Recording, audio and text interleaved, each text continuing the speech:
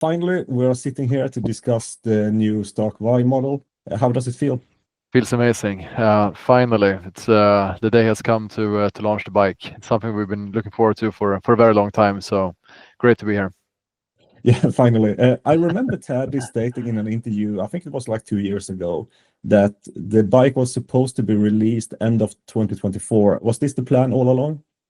I mean, there has been different timelines. I think the production timeline is the one that has been more firm than anything else in terms of when we plan to launch it. This was a quite late decision because it depends on many different factors. But then we thought it makes sense to do launch in December, which is just before we start delivering the first bikes. And but I think it was quite good timing anyway. I wouldn't say. I don't know if it's been like the actual launch date was decided very late, but the production long. I think actually most of us expected to have the bike shipped out during the summer. What took so long? Yeah, I mean, I guess that could perhaps been even better timing, but we could obviously have decided to ship out the bike earlier and just simply do less improvements and less innovations. But I think the things that we decided to go now was worth the wait. So we are happy that we took a little bit more time to take things a little bit further, and many of the things does take quite a lot of iterations. Like the wiring harness seems like a simple thing, but it actually is maybe I think it's a 2-year project. So it takes some time to really get something like that right, and many other things as well on top of that. Well, when did you start to develop the bike? We more or less started developing the Enduro when we started developing the first bike. But of course, the intensity then was on the MX, and after the launch and the production of the MX, there has been more intensity of the Enduro. So it has slightly shifted. Perhaps the percentage of Enduro focus have increased dramatically in the last couple of years. Have the EX been tested during competitions, or is it just something that you just recently started riding? No, it has been tested in competitions, but then of course, if you look at riders like Taddy or Eddie, they ride with some special configurations as well. So you test different components at different races with different riders. So it's not that this race they rode 100% the production Enduro bike, but they tested perhaps the frame or they tested some other component in a specific race. Yes. Yeah. Did you run the EX during the Gotland Grand National late October? No, that was the MX bike. So you released an amazing clip at launch, which seems to have convinced even the most die-hard petrol heads. How long have you been working on the production? So some of the action shots are over a year old, so that's been quite a long time. If you think about the actual presentation, that's been done in the last month. Did you write your own script? Partially, yeah. We are a team here to try to by combining several brains, trying to understand what is the best way to communicate this so that it's easy to understand and so on. So together we made it work, but I was part of it. Yeah. Okay. So you did everything in-house. Yeah. Okay, that's cool. Did you cover everything, or is it one last thing waiting to be revealed? I think we have covered everything. I mean, we are working on more innovations, but those will come further on in the future. You're just about to release the first bike that's actually road legal. How did that procedure go? Yeah, so that has been a big project here at Stark, of course, and it's from two different aspects. One is to certify the factory to be allowed to produce road legal bikes, which is of course finished, and that was a big project involving all the departments of our company. And the second one is homologating the bike and passing all the tests for the different markets, which also has went really well, thankfully. But I think one of the big benefits being electric is that we don't have to pass emissions tests, which normally is the hardest for vehicles today. But there's a lot of other relevant tests, of course, that we have to go through, and it's been a long and big project to do that, and I'm glad to finally be done. I know you had a lot of questions in the past to make that model road legal as well. Yeah, I think it's the number one question we've had since we launched the bike 3 years ago, and well, now finally here we are. Yeah, but eventually, I heard that some people actually have gotten the bikes road legal in some markets. Yeah, it depends on the region. So in UK, it's very easy to register a bike road legal. So there are a couple of dealers there that has been able to do it, and I think also some regions in the US they have been able to do it. But now, of course, there is, let's say, a fully road legal bike available in all the markets and with all the lights and indicators and stuff that you need for that. Okay, when it comes to the bike, there's one thing that I think most people noticed when looking at the video, and that was the battery having a claimed 20% longer range, but still it's only 10% more kilowatt hours. Yeah, that's correct. These are mainly two different things. One is that the usable capacity of a battery is less than the total capacity. So that means that the unusable part stays the same, and then the percentage of the usable part increases more than the percentage of the total. And on top of that, we have increased efficiency in both the battery and the motor. Do you use the same cells, No, but it's the same provider? no, You want to share any details? no. Unfortunately, I can't share these. But we have spent a lot of time working together with the many different cell manufacturers to develop different cells to understand what is the, let's say, the best possible technology that we can use right now, and that's what we have in the bike. You had some logos from one of the providers on the front fender, if I remember correctly. Yeah, we have a racing sponsorship deal with Molicel. So it could be. Cannot answer. Okay, okay. Unfortunately. Okay, is there any difference in weight regarding the battery if you compare the MX and the EX model? Very minor difference. Okay, and it's all in the cells, or is it the structure of the battery pack? All in the cells. We know since earlier that the EX battery doesn't fit the MX model. Is it because of the connectors or the form factor? The connectors. Okay. Will the MX get the same battery upgrade? There will be an updated MX, but it's sometime in the future, and it's not certain it will be the same. Okay. Did you ever consider onboard charging? We have discussed it, but I think in general, it's better to have a lighter bike than an onboard charger. Most people don't need to bring the charger with them while they ride. I think it would be great to have an option to be able to put the charger in a backpack for those occasions. So it is something that we have thought about quite a bit. Okay, is that something you have started developing already, or? Yeah, we have been developing some special chargers here for a very long time, and sometime in the future we will present something that we think is extremely innovative, but it's not ready for some time. Okay, but what kind of concept is it? Is it you should be able to put it in a backpack? And I think in general with chargers, what you really want to achieve is smaller and lighter. so that's all the information we get from now. For now. Is this something that has to do with the supermotor model? Yeah, it could. Some of these innovation projects, it's really hard to say when they will be finished, because if no one has ever done it before, it's hard to predict how long time it will take. Until you have found a solution, you still don't know. Is it supposed to have some sort of CCS input, or like a regular 230? No, that's not the target. I think that's a very interesting idea, though, for a road bike. The EX model have a new mainframe said to be softer compared to the MX model. Can you, on your level of riding, feel any difference? Yes, yeah, it's actually quite interesting, because the pros claim that there's a huge difference, and then I'm really like, but can it really be such a big difference? The frame with the modifications that we have done, and but I did try the bikes head to head, and I felt a big difference. So the difference that I felt, and I don't know if it's placebo or not, but this is what I experienced, is that the bike felt a lot more stable, especially when going at slow pace between rocks and stuff, when the bike kind of want to like maybe push you a little bit back and forth. It was more compliant. That's my experience, but I feel that I'm not a good enough rider to really speak about the difference like that.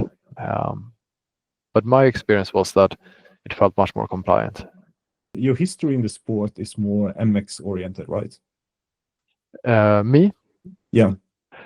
Well, history is a strong word. Your Well, legacy in the sport. exactly. Yeah, no, I mean, I've been riding both a lot of MX and enduro. I mean, I think like I mostly rode motocross when I was younger, and for the last 10 years, I've mostly been riding enduro. Okay, yeah. But I So ride both. I ride both still. it feels like you are one of very few CEOs in the market that actually ride their own bikes. I mean, the average age is maybe 70 years old, so that's something to do with it. Yeah, but still, it shows in some way that you actually know what you're talking about when you're actually describing what you are doing in the company. Yeah, and I think all of us here at Stark are riders. Like, well, all is strong. No, maybe all is not. That's not completely correct, but Even the most of lunch us lady. are. Yeah. No, she's not riding actually, but Ah, most of us are riders. So if you take Paul, my co-founder CTO, he rides all the time, and if you take the rest of the engineering team, design team, and also the other teams for that matter, I think the vast majority of us are riders and active riders as well. So we are really building a product for us as much as our customers. So I think that's something that really makes a big difference. But also a lot of the, let's say, our competitors, motocross is like a niche within a niche for them. Well, motocross slash enduro, where if you look at Honda, um, motorcycles is 30% of their business, and then if you take motocross and enduro, I think it's 0.1% of their business or something like that. So their CEO might not even know that they make motocross bikes. I don't know, maybe he does, but that's how small it is for them, of course. But for us, it's everything. So of course we pay more attention to it. yeah. Yeah, it shows at least that being a CEO, it's more than Excel sheets and numbers. Yeah, for sure. Is there also a new subframe and swing arm? The subframe is the same. The swing arm has actually been improved as well. It's a little bit lighter and it has a little bit better flex properties than before. Yeah, and what about the tire clearance? Is it same? Because I know a lot of people have problems fitting wider tires and also studded tires. Yes, we have actually improved the tire clearance in both the swing arm and the mud flap as well. Is there any changes in geometry? The geometry is the same. It's a little bit different because of different suspension, but besides suspension, it is in fact the same. But the fork is a little bit shorter, and and that's it. If I remember correctly, also the seat height of the EX is a bit higher. How come? No, it is the same. In fact, maybe a little bit lower. It But is? Okay. It depends on how you measure it. If you measure seat height in the sag position, so when the suspension is a little bit compressed, or if you measure it in a full up position, and that might have been the confusion between the two, that it's measured differently. Then we have the engine. It's higher torque than the MX model. Yeah. Yeah, so the torque is based upon leverage. So the EX has a little bit different sprocket gear ratio, which means that the rear wheel torque is a little bit higher. Okay, but you're talking about the external gearing, not the Yes, internal gearing. Yeah. correct. Yeah. Is there any changes in the engine? Yes, there are, but the torque is the same. Want to share any details about the differences in the engine? Is it hardware or is it software or? I mean, we continuously do software improvements. So that's, well, you can say it, with many of the updates that we do, we improve some small details. But in terms of hardware, there are some small improvements that where the user difference is higher efficiency. The headlight. You have a low and high beam, right? Yeah, correct. Okay, and you can also turn it completely off. You will be able to turn it completely off, yes. Okay. And then we have the dildo indicators. Exactly. So what can you share about those? Yes, I mean, the idea here is, of course, that normally indicators on motorcycles look quite ugly, honestly. And on enduro bikes, normally they are never mounted, or at least they will be removed. And if they're not removed, it's very easy to damage them. So, a lot of people would appreciate the fact that they have a road legal bike that they can legally ride on the road. And then you need to keep the indicators there. And it's also for safety, of course. So the idea was, could we integrate indicators so that they're not a compromise in terms of durability or design, and still do the job, of course. And we looked through the regulation and we realized that we can, in fact, the outer part of the mask, we can actually fit them there, just make it part of the mask. But then the next thing is, but you're continuously hitting the front mask with branches and rocks and stuff. How do you make sure they don't break? So you need to make them really durable. And how do we do that? And then, of course, lights today use polycarbonate lens, which is quite fragile plastic that very easily breaks if you hit it.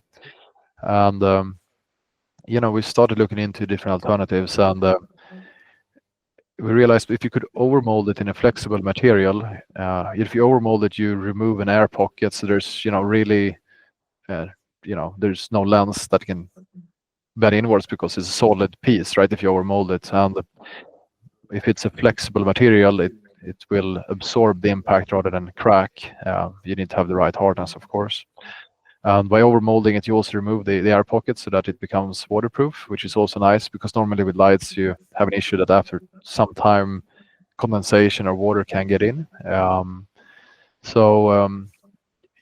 which material could you overmold it with that could do this? And silicone is a great material for that. That it's turns out that it's exactly the same process that how you produce dildos today. So that's we actually manufacture them in a factory that manufacture dildos. So that's quite fun. I think. I just wonder how the first box of samples looked like. Yeah, they were pink, of course. No, just kidding. No, it's not the same silicone, but it's the same production method. Will all markets have the same headlight? I think in the video you mentioned that some markets would have external indicators.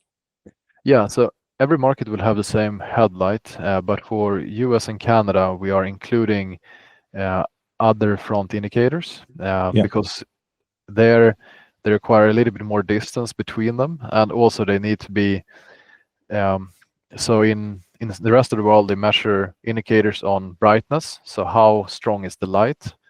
But in US and Canada, for some very strange reason, it's measured on how big is the surface of the indicator, which you could question, what does that have to do with anything? What really matters is how well you see the light, right? But unfortunately, the regulations there are a little bit outdated, so we include different indicators there. But the silicone indicators are still mounted to the mask. They're just not connected because the legal indicators for those marks are connected instead. So if you're riding in a situation that is non-road legal, you could still use the dilocators, so to speak. Is that the internal product name for the indicators? Unfortunately, yes. Yeah. Okay, okay, perfect. It seems like even if you moved to Barcelona, it seems like you have the Swedish sense of humor, at least. Maybe, yeah. Well, I don't know. Yeah, it's a lot of people here with interesting sense of humor, and not all of them are Swedish. Okay, how does it feel to be like known as a meme for like the dildo indicators? Fantastic. Okay, no, that's. Some markets require rear indicators. We didn't see them during the video. I think all markets actually. So they're included as well, and but they're not installed in the video. So, but they're included for all the markets. Okay, and the same thing with mirrors then, I guess. Yeah. And I noticed someone mentioning on Facebook that there was a market that had ABS as a mandatory feature for road legal bikes.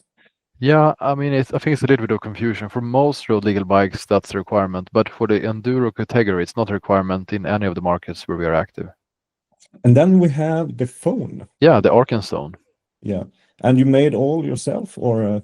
Yes, we have developed the phone from scratch. So it's the previous phone was a software development but it was more or less it was an off-the-shelf hardware component. Now we also developed the the full phone, and that's why we also integrated a larger speaker as well.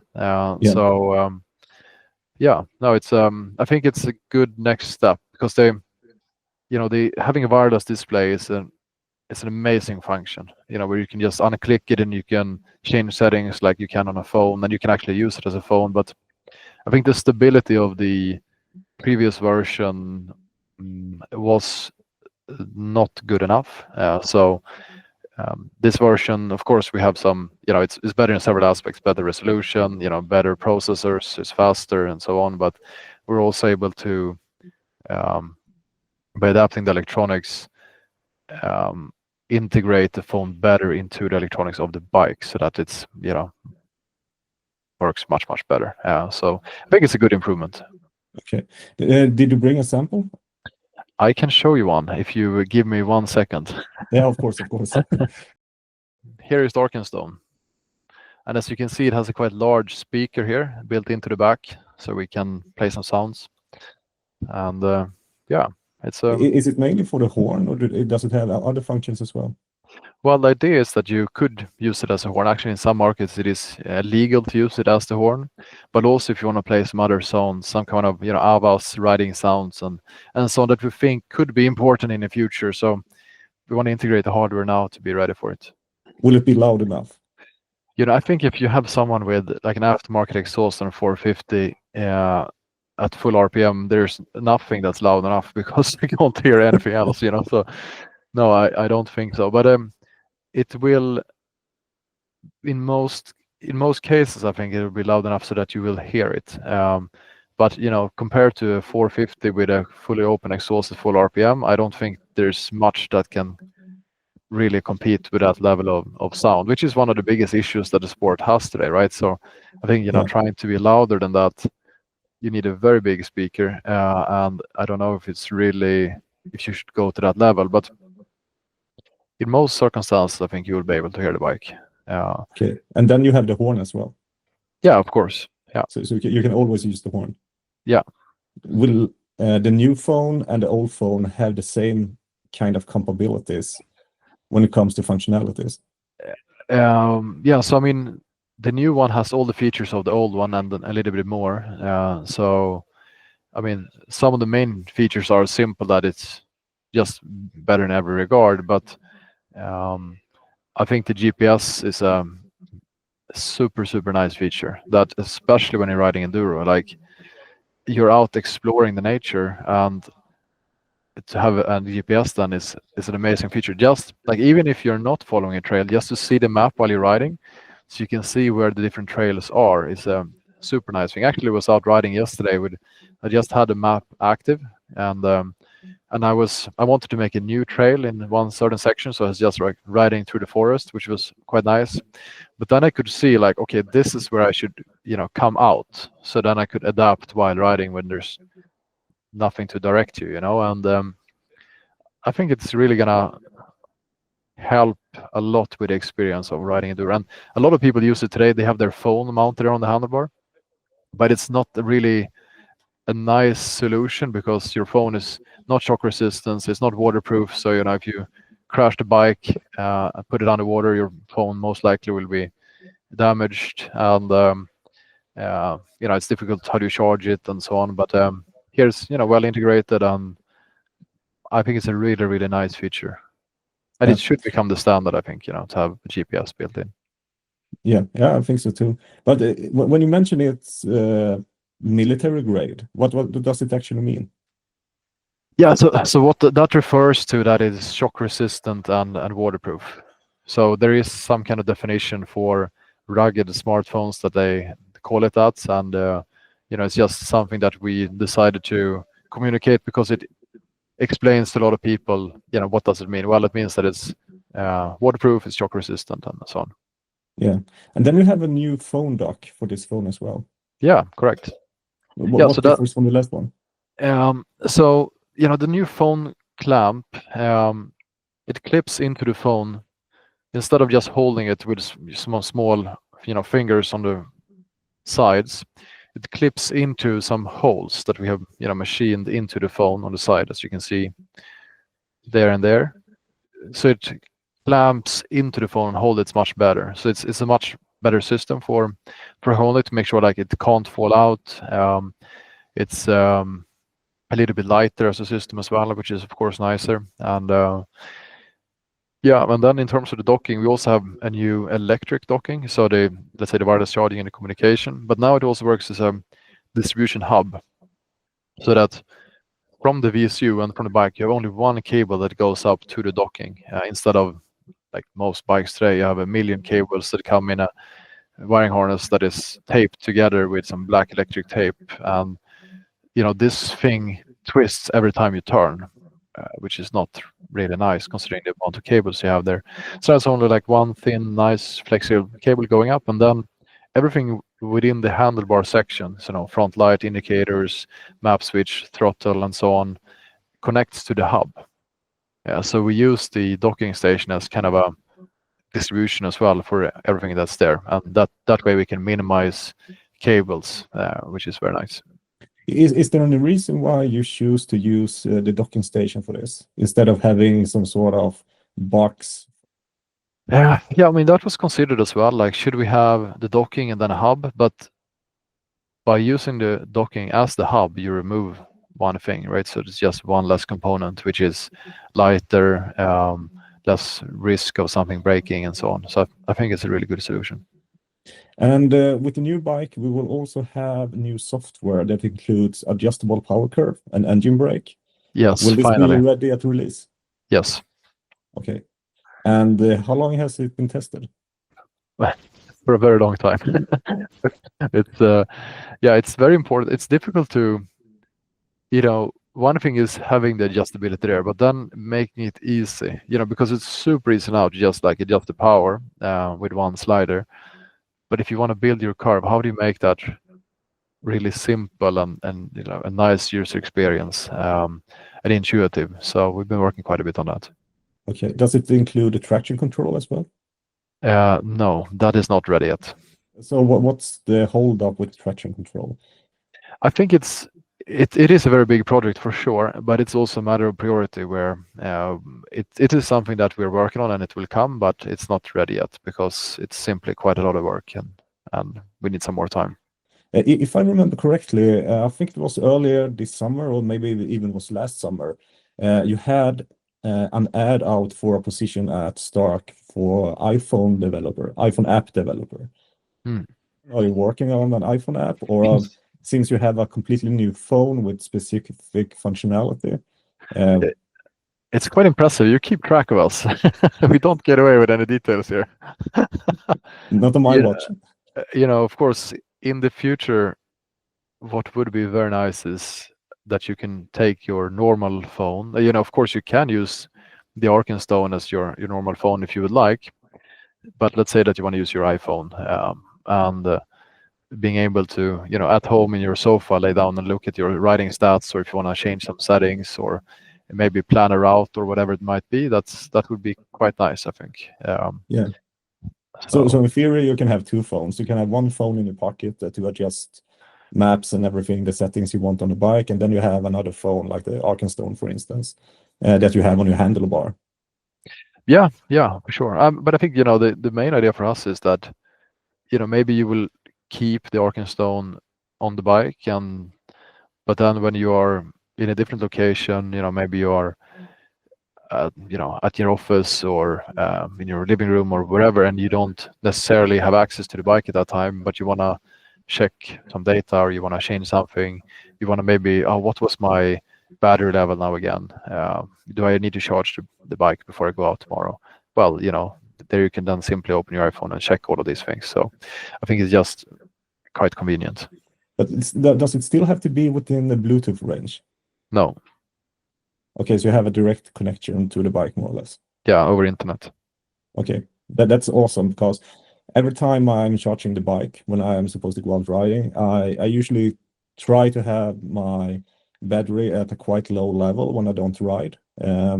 So I put it on the charger, and then I wait for it to charge, not full, but maybe to 80%, something like that, before I go out riding. But I have to go to garage every time to see what's the status of the bike. And to have it accessible, wherever I am would be amazing. Yeah, I think so too. And also, if it's possible to start charging, if it's plugged in but not started, and also end the charging, that would be amazing. I agree. And then regarding the GPS that you have, I saw someone mentioning that it looked like Mapbox. Yeah, so Mapbox is the map provider. That's correct. It's not right, okay. I know that other apps have some sort of body tracker where you can see your friends riding where they are on the map. Is this something that you are looking into as well? I think that's a really cool feature. It's not something that we have developed now, but it's something that we have in mind. I think it could make a lot of sense. Of course, like if you would be able to choose which people that can see you, of course, but in a situation where you're out riding in the forest, it's very easy to lose track of each other, and would be quite cool to be able to see each other. I agree. Yeah. Is there any other updates like theft prevention, bike lock, pin? So theft prevention is something that we have today. So we have customers that have reported their bikes stolen to us, and we have helped track them down. So we have, several of those cases where we actually were able to find bikes that were stolen. And this is something that we're working to improve to make it even more user friendly. That you, as an owner, for instance, imagine in the future in your iPhone that you can open your app and always see where the bike is. Then you don't have to contact us to get that help, for instance. In terms of locking the bike, you will be able to lock the bike with a pin. So you can put a pin code to your bike and lock it that way. It is like in a Tesla that even if you have the phone, you won't be able to start if you don't know the pin code. You will be able to choose. So you can choose to never lock the bike. So then it is exactly like today. You just use the bike whenever you want. Anyone can start it and ride it. Or you can choose that the bike will ask you every time you turn it off, do you want to lock the bike? And then you can choose to do that or not. And if you lock it and take away the phone, the Arkenstone, then of course you need to bring the Arkenstone back to unlock it. And then you can also choose that it automatically locks itself every time you stop the ride. Okay, yeah. Will all of these functionalities that we have discussed here, will these come to the MX model as well? The vast majority of them will come to the MX model, yes. Okay, including the pin code? Most likely. Most likely, okay, yeah. And another neat feature that I saw someone suggesting was being able to adjust the crawl mode. Yeah, I think that's a really good point as well. It's we are actually planning to increase the power of the crawl mode, but it's a good idea, to allow the user to adjust it himself. It's something that we'll take into consideration. And then regarding the wheels, do you have an updated power tube? I know that you had some quite bad feedback, so to say, regarding the old versions. I know that you have been doing some updates. What's the current status? Yeah, so I think the power tube is one component where we failed with MX from the beginning, that it was not tested enough, and we thought that it was more puncture resistant than normal tube, but in fact it wasn't. It was more puncture resistant in terms of nail penetration, but not in terms of snake bite, which seems to actually be a more common cause of puncture. But since then we have released, I think now it's 3 or 4 new generations. So we are continuously testing and improving the tubes to make them much more durable and much more durable than a normal tube. Now with Enduro bike, you're getting the latest iteration, which I think is iteration number 4, if I remember correctly, where we have changed the material, we have changed the thickness, and we have changed the dimension in order to make it much less likely to puncture. Yeah, and I know most of enduro riders, they ride with a lower air pressure as well. Is that something you have been testing? Yeah, I mean, I think if you want to go really, really low, like, below 0.6, it's very difficult to make any tube last. Then I would recommend go to Moose. Yeah, because of the pinching then. Yeah, exactly. Yeah. You have actually started to offer a few different options when you buy the bike today. You have the tires, and you also have the option to choose mousse. What kind of mousse are you offering? Yeah, so we thought when you buy a new motorcycle for, let's say it's a big amount of money anyway. It's a big investment to buy a motorcycle. Then a lot of people do that, and first thing you have to do is rebuild it. We don't think that really makes sense. We would like to give you a product that's finished, so when you get it, it's ready, ready to ride, ready to race, so to speak, from the beginning. And that you don't have to, the first thing, like take off the wheels and change the tubes, which is not a nice thing to do anyway. So we offer you the possibility to choose to have the bike coming with mousse from the beginning. The mousse itself is X Grip Medium. That's the one that we are using now. And you can also choose between four different tire options today. Okay, how did you choose the standard and optional tires? We actually did a customer survey on Instagram where we asked people which tires they preferred for both motocross and enduro, and that's very much the base. Then we also combine that with some feedback from the racing team as well. Yeah. You mentioned that the mousse is X Grip. How come that you don't offer those tires as well? I think they are quite popular on the market, especially for the hard enduro riders. Yeah, no, we have not seen a big interest for those tires. That is the reason. The ones we chose are the most popular tires on the market. Of course, the Michelin tire is new, but Michelin is one of the leaders, of course. In our testing, we have seen that the Michelin Enduro 2 medium has been a really amazing performing tire. And then the Master 6 days medium and soft are among the most popular options in enduro today. So that's the reason that we chose those. If there are specific tires that people would like us to add, email us and we will take it into consideration. Will you offer different configurations on the mousse as well? It's an interesting idea. I rode yesterday with the EX with the Michelin Enduro 2 mediums with the X Grip medium mousse, and I normally ride with a soft mousse because where I live it's super rocky, very sharp rocks, and I think with a soft mousse it's a little bit more comfortable in that kind of riding situation, which is really like tough hard enduro. But the grip I had was better than I maybe ever had before, so that was really, really nice. But if I was actually thinking yesterday, it would be nice to allow people to choose also between a soft mousse, because in some circumstances that could be good options. So in general, I think we're open to have more options. It's just where do you draw the line in terms of how many people would actually want it. That's what we try to have to understand. We did, of course, a proper benchmark. We tried, I think, 5 different mousses, and we chose X Grip because it was the best performer. But it could be that maybe different harnesses could be relevant as well. Okay, nice. Is the wheels the same as on the MX model? 18-inch, of course. Yeah, the rims are different because it's DOT for road legal in North America, but the wheels, the hubs are the same, the spokes are the same, and they fit each other. Okay, so it's the same spacers on the axle. Yeah. In the release video, you spent quite a lot of time to talk about the suspension.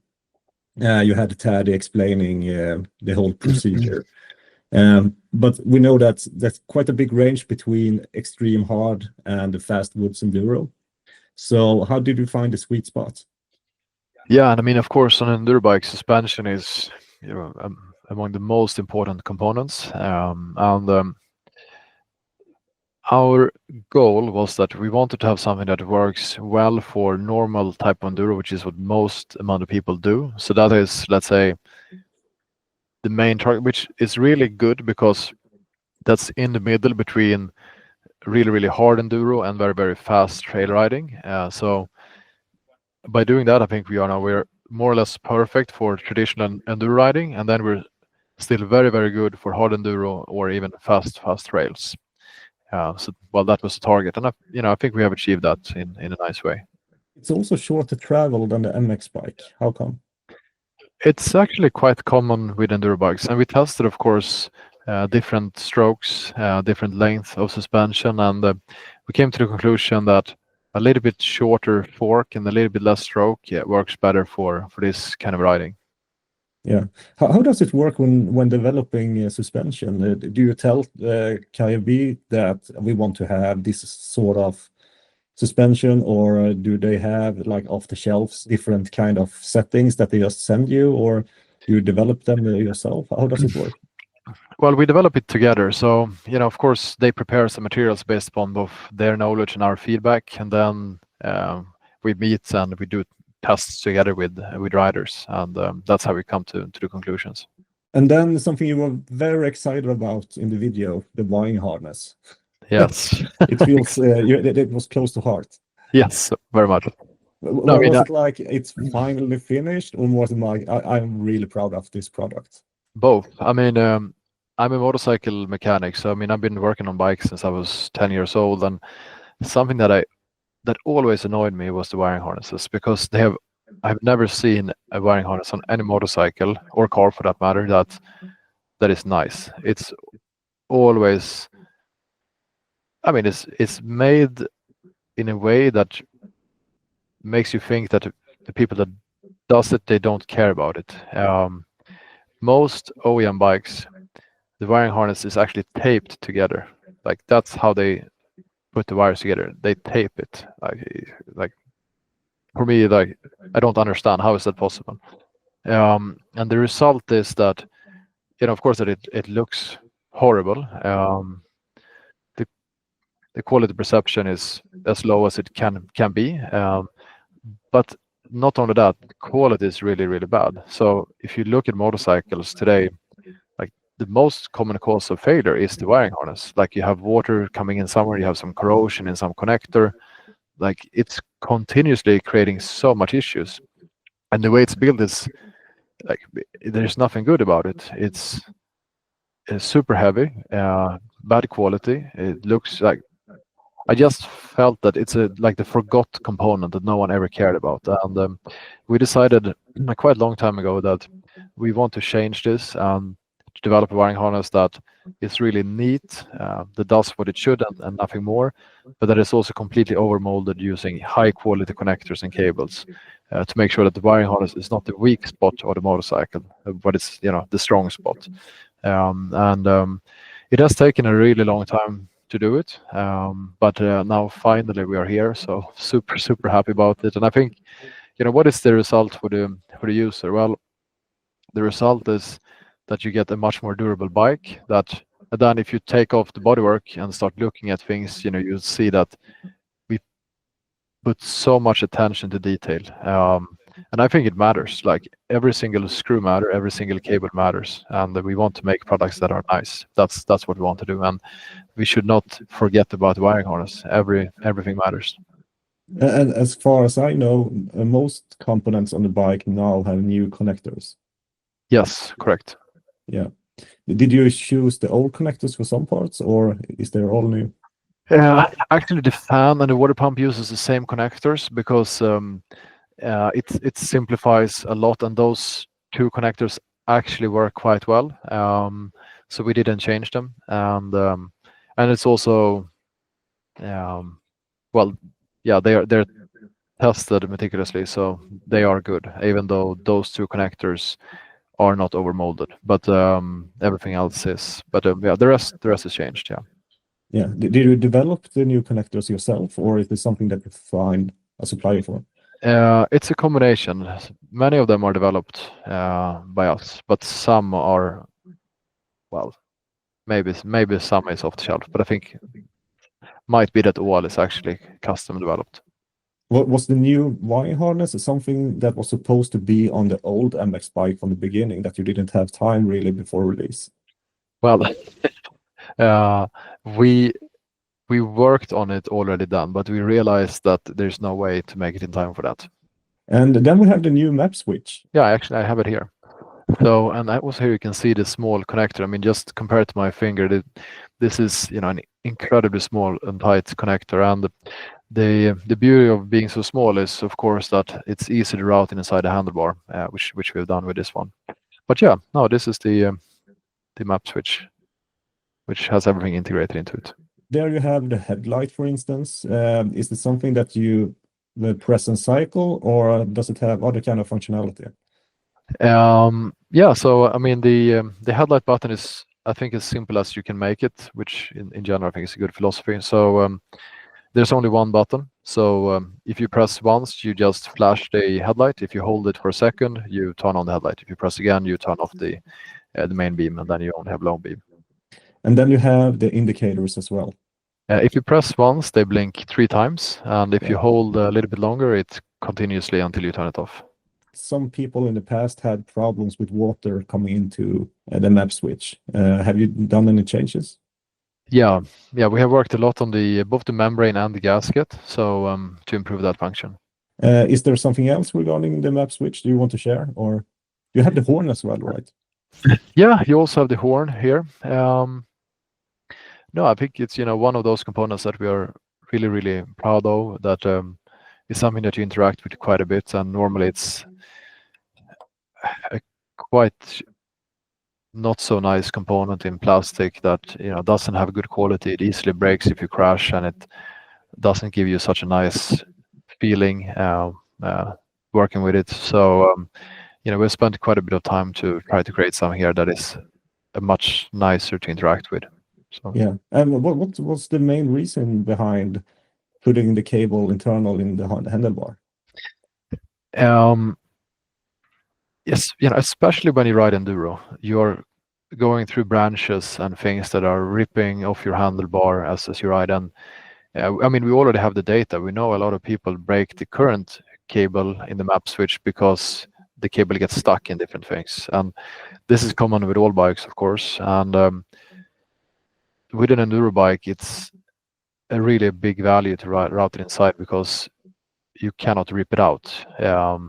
Because it's, unless you break the handlebar, which if you do that, you're in bigger trouble, of course. But I think that's, of course, the main feature, though, to minimize the risk of breaking it off. But then, of course, also from a design perspective, it's having a bunch of cables around your handlebar is not the most pretty thing either. Even if they are nice cables, they are even nicer when you don't see them. Map switch itself is amazing. As you said, it looks really nice on the bike as well, and you can really feel the quality. Then on the other side of the handlebar, you have the throttle. So now you have to defend yourself here. As I understand it, it's off-the-shelf product, more or less, that you can buy. So the throttle, from a quality perspective, is not really giving us issues. It's produced in Germany, it's well made, but the design is not up to our standards. I agree with you. It's very bulky, it's ugly, and of course the cable is routed externally, which is also a risk that you can get stuck in it. So we are not happy with the throttle, but for now that's the throttle. Okay, yeah. It works, it does the job, but it's not something that that we feel especially proud of. Personally, what I miss the most is the functionality to just switch the whole throttle tube. Yeah, that's a very nice function. I agree. Yeah, I drop my bike a lot, and especially on the right side for some reason. So it would be amazing to just be able to switch the throttle tube. I think I have switched the whole throttle once, and I have been trying to, but I'm switching back and forth right now. I'm trying to repair like the end piece of the throttle tube with all sorts of tape and glue and everything just to be able to ride, because the throttle function as it's supposed to, but I cracked the plastic so many times that it rarely hold up. Yeah, I agree that would be a lot nicer. And then a new thing for the EX is the hand guards, something you developed yourself as well. Yeah. Another function that I think is just a detail that matters a lot, because it's something you interact with a lot when you have your hands and they're protecting you against branches and rocks and stuff. And since a few years, we have started seeing handguards that are mounted on the brake cylinder on the right side, and sometimes on the, let's say, the clutch cylinder, or maybe in our cases it would be the brake cylinder on the left side. But bracket is super fragile, so every time you crash, you snap it off, which is not so nice. So instead, we wanted to integrate the handguard more, and by assembling the handguard directly to the brake cylinder, we remove the fragile bracket, which is just screwed between the handguard and the bracket normally, which, like, if you screw two plastic pieces together, that's where it's going to break. So now we have one piece instead. Yeah, it's one piece, and it's produced in a very flexible plastic. So if you crash, it's just going to bend. Well, I'm not going to say it's indestructible, but we have not managed to break one. So Okay, yeah. And it's also, of course, lighter when you remove the bracket and the screws. It's also nice, and it provides very good protection for your hands as well while you're riding. So yeah, we're quite happy with it. Yeah, but if you run foot rear brake, will you still be able to have some sort of mount for the left part? Yeah, then we include a bracket on the left side for you. Okay, yeah. But don't choose foot brake. Well, I actually choose handbrake. I had it on both my bikes, and also I ordered the EX with a handbrake. I think it's amazing, to be honest. Yeah, me too. Will you offer wraparound handguards as well? We have discussed it, and right now we have not decided to develop it, and there are a few reasons for it. One is that it is also dangerous to have wraparound handguards, that if you crash and then you crash forward and you put your hands in between the handlebar and the handguard if they wrap around and you pull over the bike, you can actually break your arms.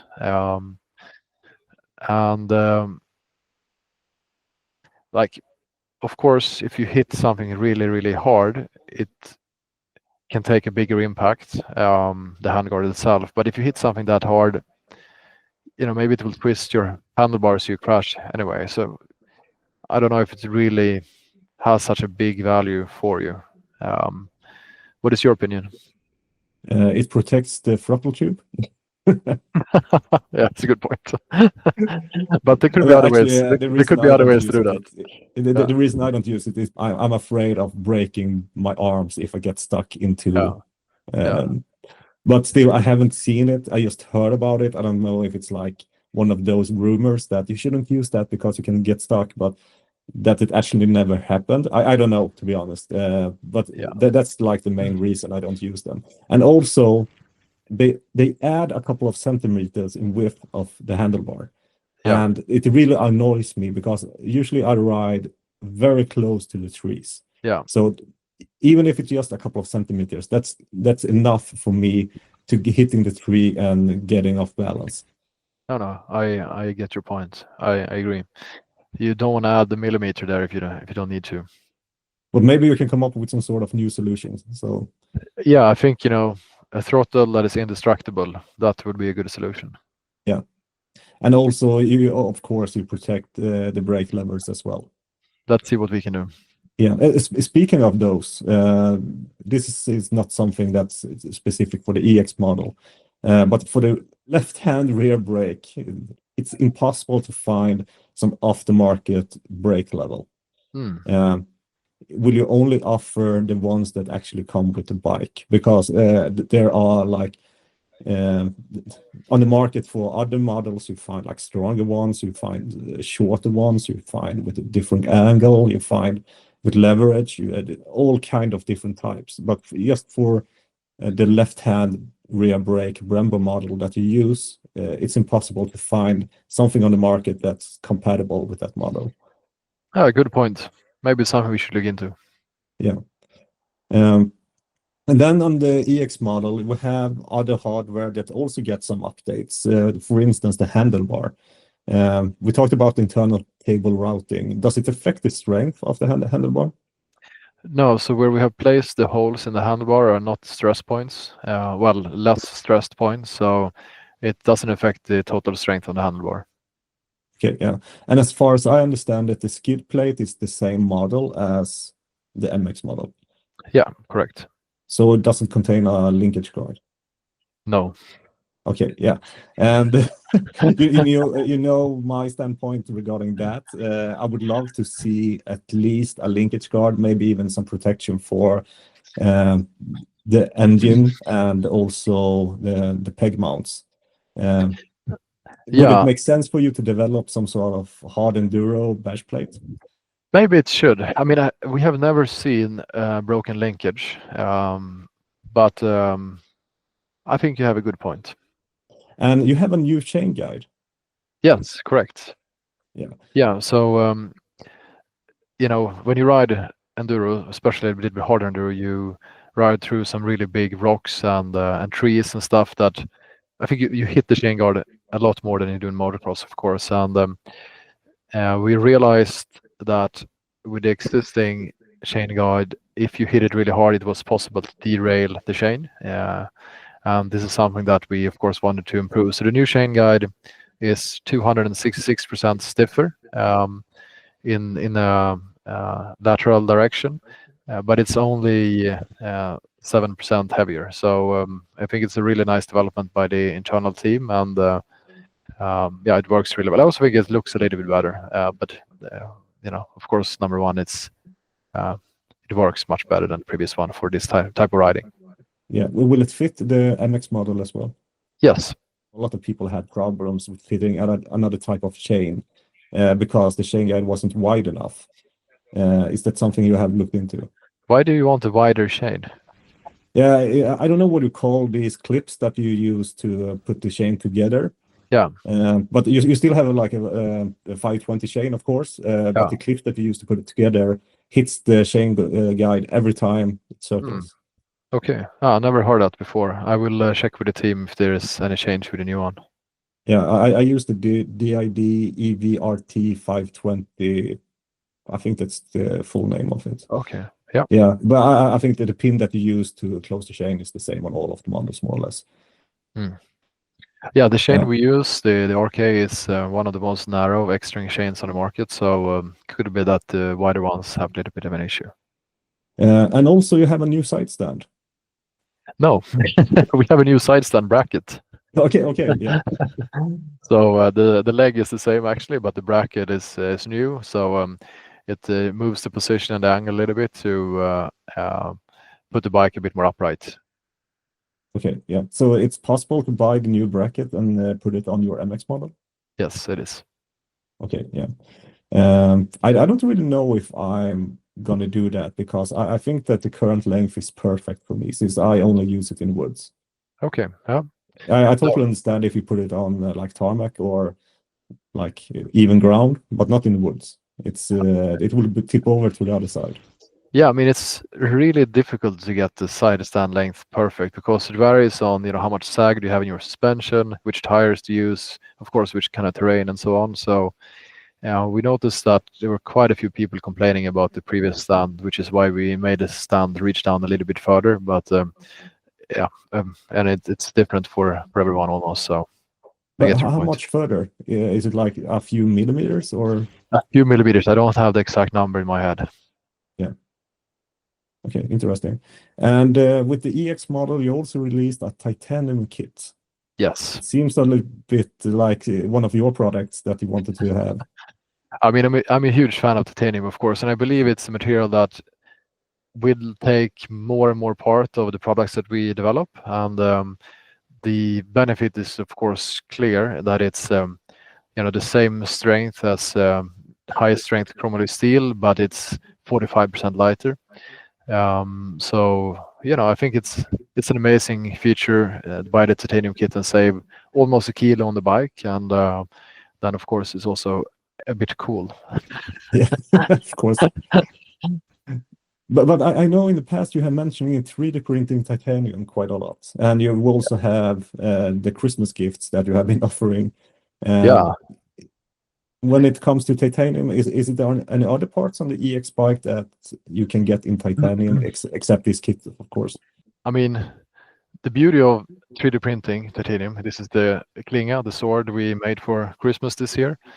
I mean, I think the benefits are very well presented here, which is one of the purposes with developing this sword, that you can more or less produce any geometry that you want. Yeah. And when you think about how can you make components better, so lighter, stronger, and so on. One part of it is material properties, and material properties of titanium are amazing. But another point which normally has an even bigger impact is the geometry. that normally you're not able to shape a component to the most optimized way because you're constrained by the production method, which normally is casting or forging or extrusion or something like this.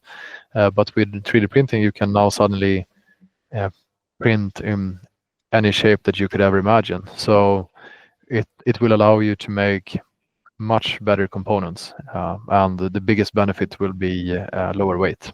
How will you use this knowledge and technology on the bikes in the future?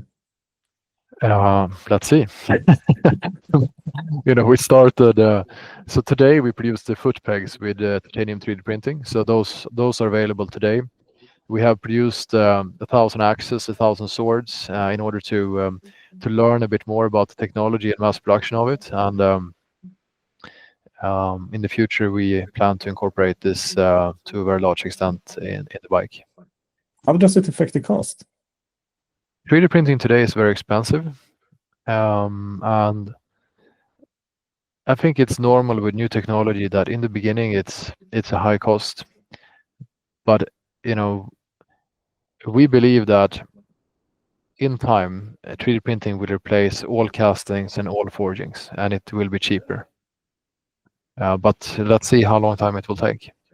Is it the material used when printing that's the most expensive, or is it the machine itself, or?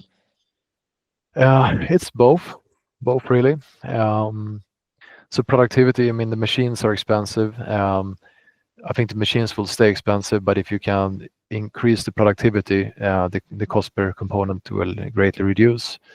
In terms of the powder used, it is drastically going down, and it will continue to drastically go down. But I mean, the beauty of 3D printing is that you can also reduce other processes that you have to do today. So with the casting, it's a quite rough technology. You have to do sometimes you have to have sand cores that have to be removed afterwards.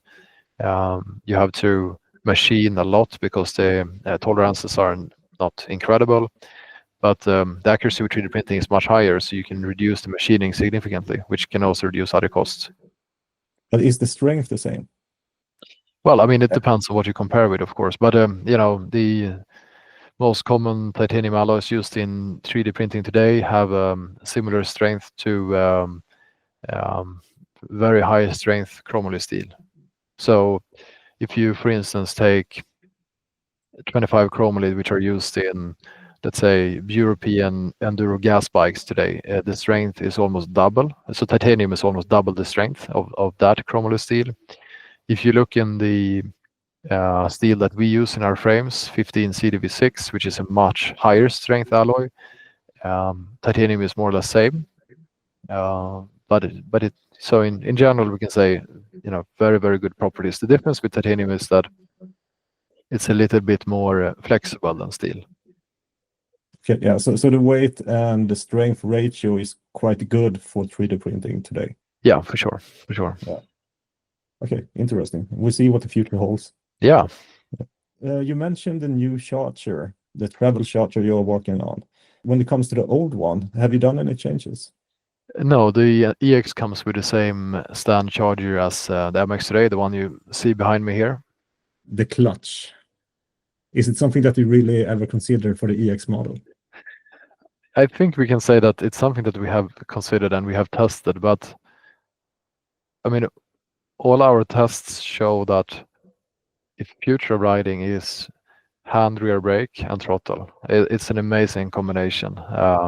And with the benefits of an electric drive unit where you have constant torque available at any RPM, there is really no circumstances where you need a clutch anymore. So the benefit when you remove that is that you have one less thing to think about, and you can then have the rear brake available at your fingertips instead of your foot, which allows you to have much more precision and control. This is what we think is the future. I'm not going to say that we are closed to the idea because we want to build the best bikes that we can. If that would prove to be the best, then we would go in that direction. But so far, it looks like that's not the direction. it happens very seldom, but still it happens that I actually feel that, okay, now I want to have a clutch. But I think it's more or less based on skill as well, Can you because give we an can see what, example? let's say, for instance, that it's very slippery outside, and you're going up quite a steep hill. The crawl mode actually helps in some of these situations, but there are still a few situations where it's really hard to get your bike up. I mean, what I've noticed, and I think many riders that I've spoken to, is that the Varg is easier to climb with than a gas bike, and I think to get traction, mm, like yeah, our experience is that the Varg proves to be much easier, especially if you use the rear brake in combination, because you can kind of use the hand rear brake a little bit like you would use a clutch, but you don't need here to rev up RPM to reach enough power. You don't need to think about that anymore. But I think in those circumstances, it's quite nice to combine the brake with the throttle. But maybe it's also a combination of habit that plays a role here as well. Yeah, I think so too, and skill. Yeah, yeah. Is it possible to adjust the power curve to make it a bit like smoother when you are stuck in those situations? Yeah, I mean, I think so. I mean, now you have one curve and you're just moving the whole curve more or less as you move the power. And with the curve, with the adjustable curve, you can then choose to, for instance, at low RPM, to have a little bit less aggressive power if you have issues that you easily slip out or things like that. So for sure, that's going to be one of the benefits. Yeah. Personally, I use quite a lot of power in my bike. Not that I really need it, but because I really like the power curve more if you're above, I think it's like 42, 43 HP. Then the throttle curve is quite a bit different. It feels like it at least. It's more snappy. And if you go below 40, I think I have a hard time to get the front wheel lift. So Yeah, it would be very nice to have it adjustable. I think so. Well, I am riding with it, and I agree with you. Yes. Yeah. I also ride with more power, and I enjoy that. But the benefit of the curve is that you can, well, in this kind of speed, I want to have a little bit more snappiness or less, and then you can change that. Okay, and then there's a lot of people asking what kind of compatibility we have between parts when it comes to MX and EX. And I have a list of products here, and I think a yes, no, or it depends answer on all of them will do. Okay. We know the battery, it won't fit the MX model because of the connectors, and the same thing with the engine, more or less. What about the VCU It's new. and the throttle, New connector. brakes? It will fit. They have brake light switches now. Yeah, okay. So it's really nothing new except switches. Correct. Yeah. The handguards. They will fit if you have a Brembo rear hand master cylinder. Okay. Plastic. They will fit. Seat. Yes. The wheels Yes. are the same. Yeah. The disc guard that you can buy when specifying the EX model. It will fit. Foot pegs Yes. are the same. Okay, perfect. The Enduro has a little bit different foot pegs, but they fit. Are they lower or The position is the same. It's just that the teeth is a little bit less aggressive because it's a requirement for road legal vehicles. Okay, so if you want to have better foot pegs on the EX model, then you should choose the MX ones. I mean, we haven't experienced that it's really worse. I mean, in theory, it should be a little bit less. Well, it is a little bit less sharp, but yeah, I don't really think it's a downgrade. But you could fit MX ones if you want. Okay, yeah. And also, let's say that you want to buy the EX model to have the longer range, but you still want to use it as an MX. Will the suspension and the plastic and everything works the same way that you can switch it over, or is it different? Yeah, you can. Okay, so the EX model is a little bit more backwards compatible than the MX are EX compatible, so to say. I mean, maybe you could say it. I think in terms of powertrain and electronics is where they're not compatible, but in the rest we have made sure that it still fits. Yeah. So you can use the same plastic on the MX model, but you can't use the lights from the EX model. Yeah. Yeah. Okay, perfect. Will the MX get any EX upgrades? There will be an updated MX eventually. But you don't have any like sort of deadline right now or some sort of more information? No, not right now. Yeah. Wouldn't it make sense? I think the production line is the same, right? Yeah. Yeah. Wouldn't it make sense to have the same parts in production? Would it be much easier? Now we are at full capacity with EX, so we are not adding more MX. We will launch an updated MX, but we have not decided when. So it's not in the near future. Okay. When will the EX parts be up for sale on the homepage? Before we deliver the first bike. Okay. And also the manual for the EX model, will it be available before as well? Yes. Will it come with a toolkit? Yes. The delivery, I think I got early February when I ordered my bike. And how confident are you that you will be able to meet those delivery dates? Very confident. Okay, so you have started production already. Yes. Okay, yeah. Does it make any difference if you pay your bike full now or just before release? Yes. So if you pay a deposit, you book your slot in the queue.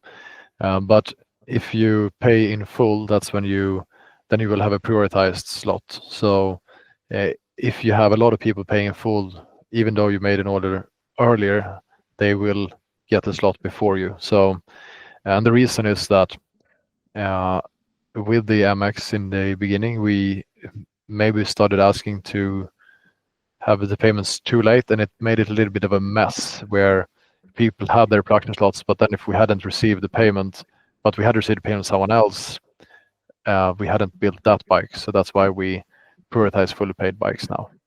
Okay. Would it make sense to communicate some sort of deadline that if you want to keep your slot, then you have to pay before this date, for instance? We are supposed to do that. I hope it works. Will the EX models share the same VIN series as the MX model, or will it have its own? Its own. Its own. Okay. Will it be the same easy kind of structure that you had in the past? Yes. Okay, that's perfect because it's really easy to keep track of. Can I ask how many MX model have you sold? Or should I check how many has been delivered? I cannot answer you. Okay, I have to check it the other way around then. Exactly. And also the weight of the bike, 120 kilograms. What exactly is that makes the bike heavier? So of course the lights are heavier than not having lights, and the MX weight is measured without the side stand, which is also making a difference. And then the tires actually is also a difference. The Okay, yeah. Enduro tires are a little bit heavier than MX. So let's say that you already have an MX, but you have Enduro specified it, like you have Moses and you have other tires and you have the side stand and you maybe even have some lighting on the bike. Then would be the same. Yeah. Really, yeah. And what's the top speed? 129 kilometers per hour. 129. It doesn't really matter since you ride Enduro, right? No, and I mean, if you want to go faster, you can change the sprockets. Okay, yeah. What's the highest speed you ever achieved with this platform? You must have tested it. Yeah. I don't know actually. I mean, I know we've done 160. I mean, it can go faster, of course, but no, I don't really know actually. I'm sure we can go to 200, but I don't think we have really like tried to max it out. Yeah. And also, the MX model had some problems in the past with overheating if you had like full throttle for a long time. And now when you have a road legal model, I know for certain that some people will test its max capacity on roads. Have you made any changes in the hardware or software to accommodate the new, let's say, problems that could occur? Yes, we have. Okay. So you have been testing the streets outside of Barcelona, just full throttle back and forth, more or less. In a special track, but yes. That's really nice to hear because there's a lot of people hoping that this bike will actually be able to be used as a super motorbike, even if it's not really meant for that. Yeah. Do you have any plans for a small speed and battery display for us that doesn't want to use the phone? No. So we're stuck with the phone then. Yes, a very good one. Yeah. Talking about the Supermoto, can you share any details when you are about to release that new model? No, fortunately not. Okay. So it won't be anytime soon then. Let's see. Okay. Would it make sense to because this model is actually road legal and you can use it as a supermoto. Would it make sense to offer some kind of supermoto wheels when buying the bike? I think we are focused instead of developing the Supermoto. Okay, yeah. So you have to buy them yourself, Mm. more or less. Yeah. Yeah. And other kind of bikes, like the kids' bikes, mid-size bikes, and stuff like that. Yeah, it's something that we will offer in the future. Yeah, but it's nothing that you are starting to develop right now, or No, we are developing it, but it will take some time. it will take some time. So nothing that we will see this year, at least. We are in the 23rd of December, so no. Oh, okay. I mean next year. During 2025, to be more specific. Let's see. For us that have the MX model, it's close to 2 years since we got them. And as you know, the warranty, we have a 2-year warranty, so it will soon expire. Do you have any plans to offer some sort of extended warranty for these bikes? That's a very interesting idea. Something that we could. Do you think that's a good idea? I think it would be awesome, to be honest. Yeah, interesting. No, it's something that we could do. We'll take it into consideration. Let's say that you won't offer some sort of extended warranty, and the bikes that turns to with the warranty expired, and let's say the engine breaks or battery breaks or something, will we be able to repair it, or do we need to buy, like, let's say, a new engine, for instance?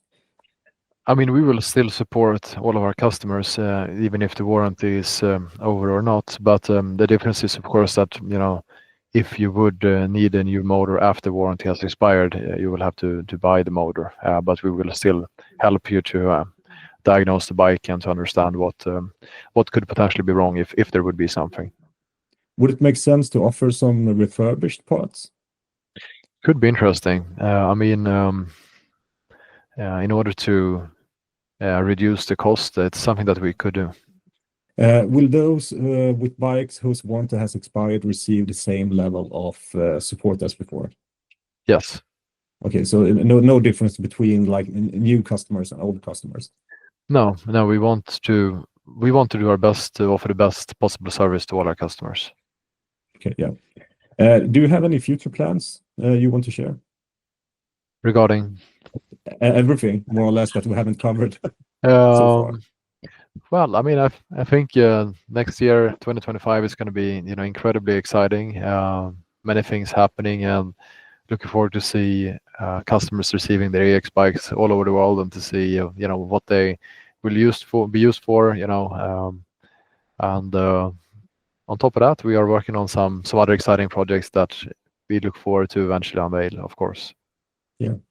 How does the market affect your business plans? Yeah, I think that the market right now is the worst it has been since anyone can remember. And of course, KTM going bankrupt is just one example of this. But yeah, I think for sure it affects us in a negative way. But the benefit is that when you're growing from zero, you're like maybe the market could be double, but for us, we're still starting from nothing, so it's still very good from that aspect. And we see a strong demand. We're growing fast, so I think it's overall we are very, very happy. But of course, seeing huge discounts on gas bike right now is probably not beneficial for us. Do you see any changes in demand for the MX model now when the EX model is released? I mean, we released only a couple of weeks ago, but so far it looks like the demand has increased, but it's a little bit too early to say. Okay, yeah. The future will tell. Yeah. Tell us a little bit more about your racing projects. Yeah, I mean, sure, we're racing motocross, supercross, and enduro. But I mean, in terms of enduro, it's very nice that we are now finally taking part in the World Championship of Super Enduro, which is a very big step for us, and the first World Championship where we are entering and racing head to head against gas. Which yeah, we've done one race so far, and many more to come. So feels like a first great step in the right direction. But there was some strange rule added that you needed to have weights on your bike and also limited power in an Yeah, open class, which is strange. exactly. Yeah. So we are competing in the prestige class, which is an open class where there's no restrictions on weight or power, unless for us, because the FIM has implemented a minimum weight for us, which means that we have to add weight to the bike. So the minimum weight that we had for the first race was 123 kilos, which is 5 kilos more than our standard MX production weight. So we had to produce ballast weights to put on the bike to be allowed to race. And then we had a maximum power as well, which I think was 48 horsepower or something like that, which is also quite interesting considering that this is an open class where all the other riders can come there with whatever power, whatever weight that they want, but not us, which I don't think it's the right way because it is an open class. I understand if it was let's say a 250 class, sure we should adapt to that power, have the same. I totally agree. But yeah, if it's an open class, it should be open for everyone. Yeah, in some way, I can understand like the power limit that you're not supposed to have 80 full horsepowers. Adding weight to the bike, that's just really strange. I agree. Yeah, because adding weight, it makes it less safe to ride as well. So if you crash into someone, more weight is worse. If you crash, get a bike over you, more weight is worse. So it's it's very hard to understand. I agree. Yeah, but where did you put the weight? We put it underneath the motor case. Underneath? Okay, yeah, because you still want to have the same balance on the bike. Yeah, and you're not going to have exactly the same balance, of course, but if you had to add the weight somewhere in a lower center of gravity in general is at least bad choice. Yeah. But I Okay. think we're working together with FIM, and we hope to be able to change these rules. And I hope it's just the beginning, being a little bit cautious, and that we eventually will remove the restriction on weight and power, so we can compete on, let's say, with the same opportunity as all the other manufacturers and racers that are there. I read a statement a couple of days ago regarding the FIM Enduro class, the hard Enduro class, that KTM won't be a partner anymore. So they have to limit the races abroad and such. So they will focus on Europe. But do you think that KTM withdrawing from some of their classes actually will benefit you? Because I know that you have some sort of history with KTM. I mean, officially, of course, KTM are not writing the rules because that's done by independent federations. But in fact, it seems that it has played a role, and I believe them having less power with these racing championships will allow electric to take part. Everyone is saying that once KTM and all of the other manufacturers actually release electric bikes that can compete with the Vi, then we will see a completely different set of rules because then they don't feel threatened in the same way. I think that's quite likely. Yeah, it would be interesting. What do you say to those people that complain about the lack of noise? A lot of action sports doesn't have engine noise. So if you think about skiing or downhill or mountain biking or many other sports like that, they are extremely exciting to watch, and there's no engine noise. So for sure, it can be the same also with motorcycles. There are noises though, and it's just not the same. So I think, when you hear, for instance, in Super Enduro, you hear Eddie or Taddy going around the track, you hear the motor, of course. So you hear, like, if they're pulling full throttle, you will hear the torque. And but the cool thing here is now you hear them hitting the logs, hitting the stones. So it kind of adds things that in the past was covered by other things, and now you can hear it. So I think you actually hear more things when you don't hear the engine, which can make things more exciting. And it's something that maybe you have noticed when you ride in the forest, that suddenly you hear how your tire is breaking traction against the ground, or branches cracking under your tires, which is something in a gas bike you don't hear. And to me, that elevates the experience. Yeah. How long have you signed Eddie and Teddy for? I don't know the details of those contracts. Okay, yeah, but at least for 2025, I guess. Yeah, I think so. Yeah. I hope so. Yeah, and me too. I think, yes, as I mentioned that earlier, that I think Eddie Carlson is a strange fit for the team, but still, it couldn't be better. Yeah, he's an amazing guy, and it's so cool to see all the things that he is achieving on the bike. It's quite remarkable, and I love his style as well. He's a really, like, say, a cool style, beautiful style on the bike. It looks good when he's riding. How does it work having like a full-time factory team? I guess it takes a lot of resources and also cost. Yeah, for sure. No, it is a significant investment, and of course, it's not even close to the investments that other brands are doing. But still, it's big, and I think it's important for us to do it in order to show the world what's possible to do. To inspire people that they can go race with these electric bikes as well, and they can win with them. To show federations and promoters that these bikes belong, and it's exciting and it's fun to watch it. So I think it's important that we take this investment, and we're enjoying it. Sounds really nice. That's all I had for today. Is there something else you want to add, or maybe we can have a second interview later on? Yeah, after you have the bike, perhaps. No, thank you so much, Fredrik. Very nice to see you again. Same. Ja, ha det fint. Hej. Detsamma. Hej, hej.